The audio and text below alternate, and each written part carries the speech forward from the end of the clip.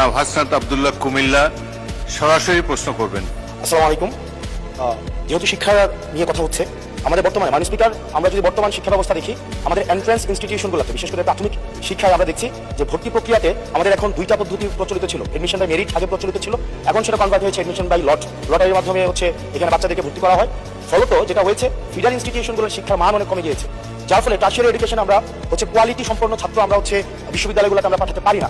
এখন মাননীয় মন্ত্রী মহোদয়ের কাছে আমার প্রশ্ন থাকবে, এই যে প্রাইমারি স্কুলে বাচ্চাদেরকে ভর্তি করানোর ক্ষেত্রে আমরা কি ভর্তি প্রক্রিয়াটা আমরা পরিবর্তন করবো কিনা, নাকি এই যে এডমিশন বাই লটারির মাধ্যমে আমরা নিব এবং মেরিটকে আমরা হচ্ছে সবসময় হচ্ছে দমায় রাখবো, নাম্বার ওয়ান। আর নাম্বার টু হচ্ছে, আমাদের বর্তমান শিক্ষা পদ্ধতিতে আমরা যদি দেখি, আমরা যারা পয়সা দিয়ে কিনতে পারে তারা হচ্ছে এখন ইংরেজি মাধ্যমটা কিনছে, যারা পয়সা দিয়ে ইংরেজি মাধ্যম কিনতে পারে না তারাই কেবল আপনি যেই শিক্ষা পদ্ধতি আমাদের জন্য জনজীবনের জন্য আপনি চালু করেছেন সেটা আমরা কিনছি, আর যারা সেটাও কিনতে পারে না তারা হচ্ছে মাদ্রাসা শিক্ষা পদ্ধতি কিনছে।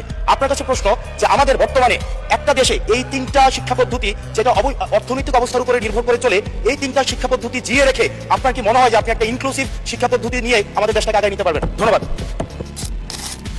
ধন্যবাদ মাননীয় স্পিকার, ধন্যবাদ মাননীয় সংসদ সদস্যকে। যদিও তিনি ব্যাপকভাবে প্রশ্ন করেছেন, আমরা আশা করি মহান সংসদে এই বিষয়গুলি আলোচনা হওয়ার প্রয়োজন রয়েছে এবং তিনি করছেন। মূলত আমাদের দেশের শিক্ষা ব্যবস্থার জন্য রুরাল অ্যান্ড আরবান দুইটি সেকশন রয়েছে।